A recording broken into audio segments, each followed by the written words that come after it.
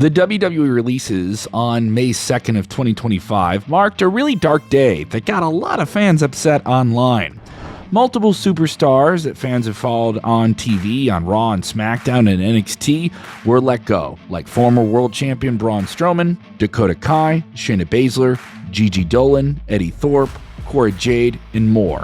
Let's be clear, the WWE Releases are the thing that is really going to get fans upset, but they're not a new phenomenon, it's a part of the wrestling business, and they're not just a TKO thing.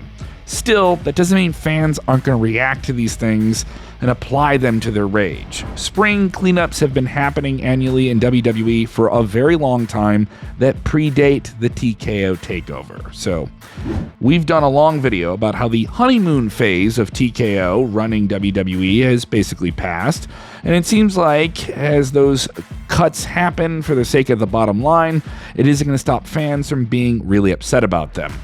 This isn't anywhere near as bad as the cuts during the pandemic in 2020 and 2021, where it felt like half the roster was getting sliced. It's just reasonable fan discontent when people you like and people you see working hard but maybe not getting the recognition they deserve, getting let go right after the success and the big lead up to WrestleMania 41.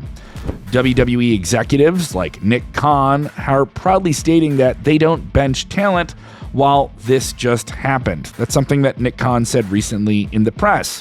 While also WWE is having a lot of success. It just seems to be a real conflict within the fan community right now when they see these kind of conflicting messages.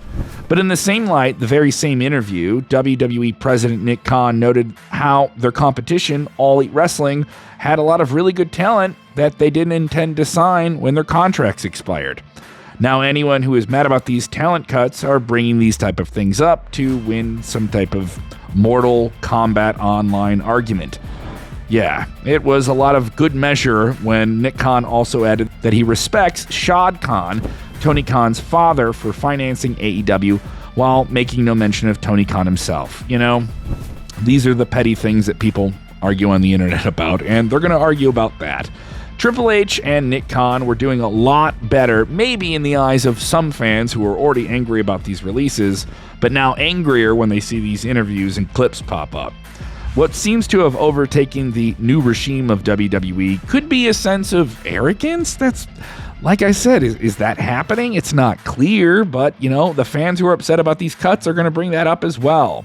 Yeah, a lot of people angry about the booking of something are also going to be angry about these things.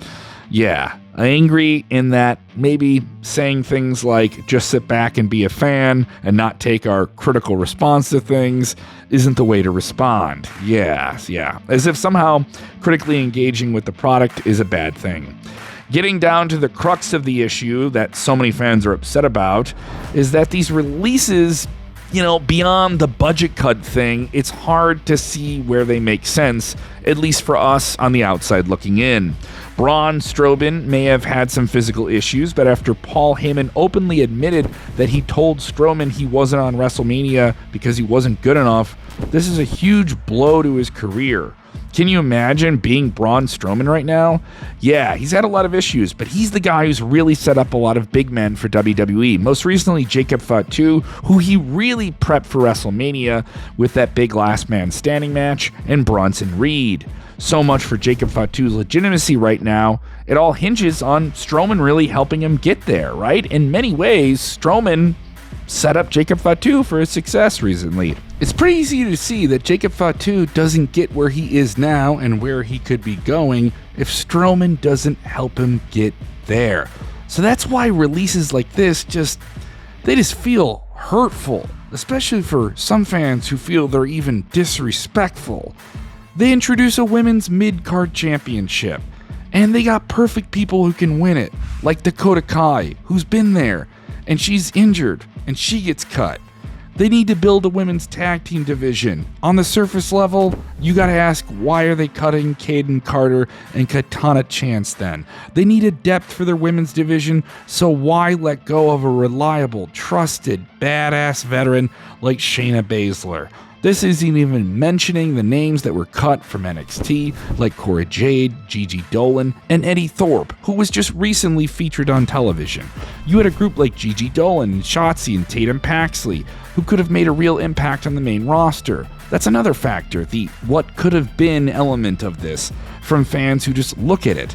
And all of it so you can display a tighter budget to your shareholders. To some fans, that simply doesn't matter. And it's still a business. There's always going to be that business part and just the fan feeling part about it. We spoke about how the previous WWE regime was out of touch and was very evident in a very tangible way. From the backstage culture to the product on television, that all changed under these different ownerships and different changes. And they've improved beyond that. But with that, the fan standards have risen. So when they come down and things like this happen, they just sting differently. The current regime of WWE wants everything to look great because they're in the business of making things look great and doing things that we think are great. So when things like this happen, we get angrier. Yeah, they're going to tell us they're selling out stadiums. They're going to tell us they're selling out a high school gym.